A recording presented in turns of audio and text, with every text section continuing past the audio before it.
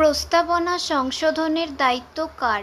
উত্তর, কেশবানন্দ ভারতী মামলায় সুপ্রিম কোর্টের সিদ্ধান্ত অনুসারে প্রস্তাবনা সংশোধন করা যাবে না।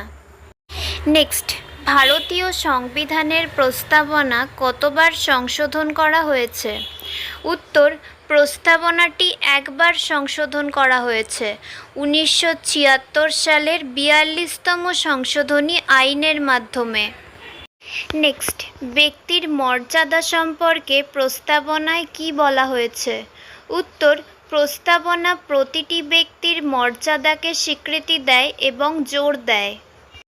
নেক্সট, ন্যায় বিচার সামাজিক, অর্থনৈতিক এবং রাজনৈতিক বলতে কী বোঝায়? উত্তর, এতে সকল নাগরিকের জন্য ন্যায্য আচরণ, অর্থনৈতিক সুযোগ এবং রাজনৈতিক অংশগ্রহণ অন্তর্ভুক্ত রয়েছে। নেক্সট অ্যান্ড ফাইনাল কোয়েশ্চেন, ভারতীয় সংবিধানে প্রস্তাবনার ঐতিহাসিক তাৎপর্য কী?